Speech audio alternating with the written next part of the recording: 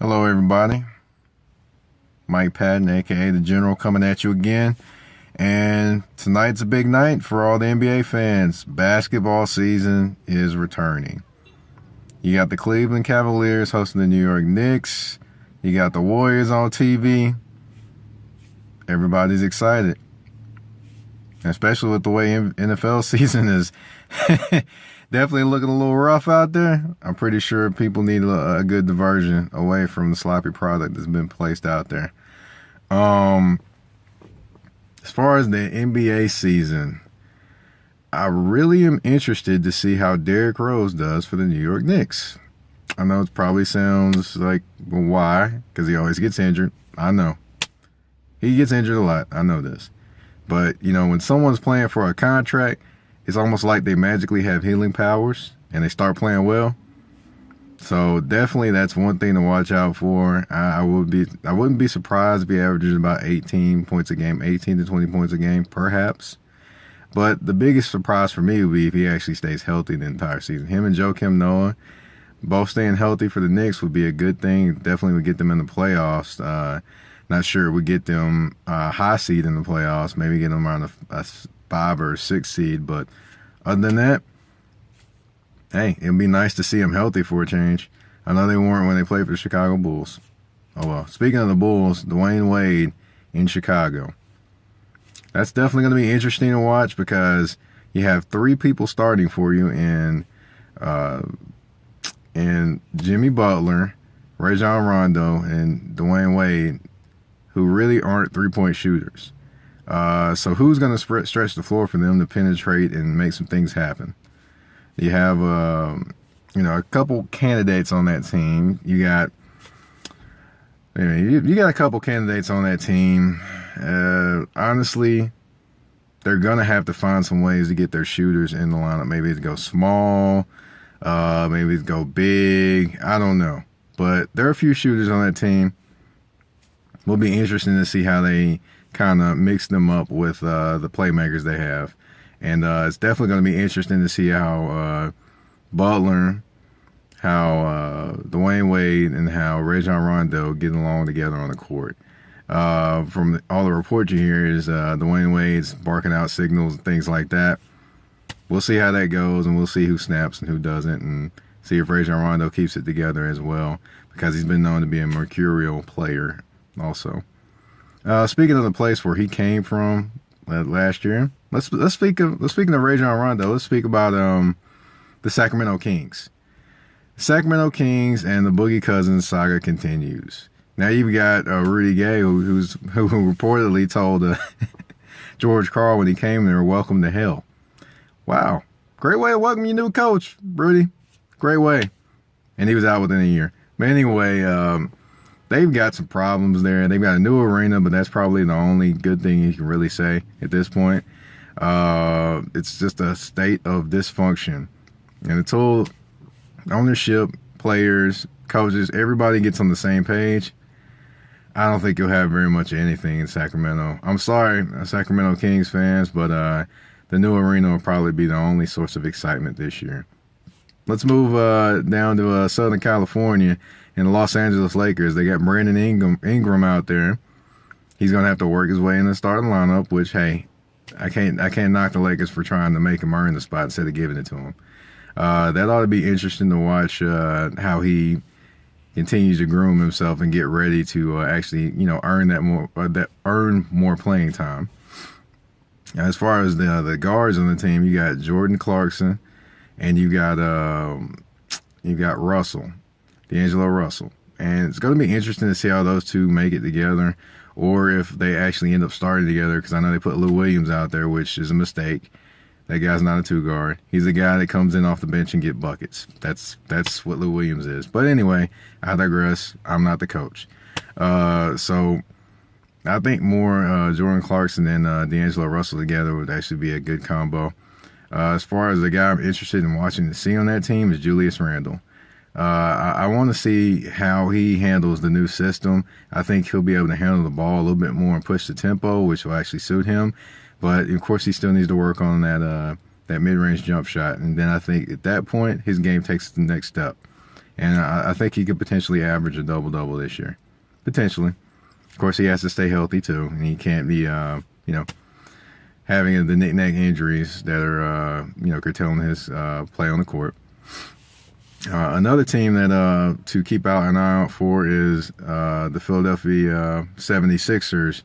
They decided not to trust the process anymore and actually try to win games and go get some people. Well, they tried to go get some people, but they really didn't. But they got Jerry Bayless, which I can't really say much about that. I'm sorry, Philly. Anyway, they went and tried to go get some people. They got Ben Simmons, the number 1 overall pick. Picked him ahead of Brandon Ingram, which honestly I would have picked Ingram, but that's just me. As far as Simmons, Ben Simmons is hurt already. He'll probably be out for a while. Philly 76ers look at this point. But of course, they do have a gluttony of big men at the 4 and the 5 spot anyway, which is why I would have picked Brandon Ingram. But I'll get off of that. The biggest thing with them is who's going to play small forward. Who is going to play small forward? You got Rob Covington that can shoot the 3, but he's more of a bench guy to me. On a good team, he's a bench guy. So it'll be interesting to see how exactly they fill that small forward position, or if, when Ben comes back, they try to put him there, they put more of the big men on the court. It'd also be interesting to see if they keep all these big men. You got Okafor. You got this guy on their team calling himself The Process. I will not mention his name. He's talented, but I will not mention his name. And then you got Nerlens Noel. So I would say definitely going to be interesting to see how they maneuver those big men around and who gets shipped out of town, which I think it'll be Nerlens Noel, but that's just me. Definitely, one other team I would say to look out for. I'll give you one more. That'd be the Orlando Magic. Frank Vogel is going to put Aaron Gordon at the small forward position, which is a mistake because he can't shoot. And he's going to use him like Paul George, which is a mistake because he still can't shoot. But anyway, they're going to put him at small forward. They're going to put Bismack and all the other big men. They got Serge Ibaka, and I don't know. They got a lot of big men going on. They're going to have to move somebody. It just, got a lot going on. But we shall see what happens, there. But, I still think they're a year away and maybe a shooter away as well. We'll see what happens. But, of course, I'd be remiss if I don't mention the 2 teams that were in the NBA Finals last year. Cleveland Cavaliers, they got the gang back together again. Missing a backup point guard, trying to fit Kay Felder in that spot, but we'll see what happens. Do I think they'll be able to coast through the Eastern Conference again this year? Yes, absolutely. Do I think they'll have their rough spots this year? Yes, absolutely. Do I think Kevin Love will receive some scrutiny again this year? Absolutely. Do I think the supporting cast will receive scrutiny? Absolutely. Bunch of absolutes in Cleveland this year, but it's always a roller coaster ride when you're dealing with the likes of LeBron James and definitely it just always is when it comes to him. A little bit of a roller coaster ride, but there's always success that always ends that roller coaster. Just the way it is. Either you love it or you hate it. It is what it is. As far as Golden State, they've got KD out there now. So now they've got KD in the starting lineup to add to Steph Curry and Klay Thompson, which is dangerous shooting. And, definitely can hurt a bunch of teams with that lineup. And if not, take over the league. One question I have is about the rebounding and the defense. That's where I think that KD has to actually become better. And for this team to actually win the title, which I'm not giving them the title already, which plenty have, and talked about how they're going to be even better this year and things like that. But they still have to play the games. They still have to do it. I mean, remember when the Lakers got Gary Payton and they got Karl Malone, everybody was crying them as the champions. It didn't happen. Miami, the first year when LeBron went there with Dwayne Wade and Chris Bosh, they didn't win the championship. They got to the finals, but they didn't win the championship. And, it doesn't mean a thing without that ring. So we'll see what happens with Golden State. Do I think they win the title this year? No. Do I think they come close? Yes. I think they potentially could come out of the West. Do I think the Clippers give them a scare? Not sure they're Spurs. I'm not sure they're either. But those two teams could give them a scare. I don't think Portland's going to have quite the year they had last year. As far as my finals prediction, I'm going to go, what the heck? Let's go Cleveland and Golden State again. Third time's the charm. The grudge match. LeBron James and the James gang versus Steph Curry and the West Side and the Oakland Warriors. Goodness gracious, and the Golden State Warriors with KD with the extra ammunition.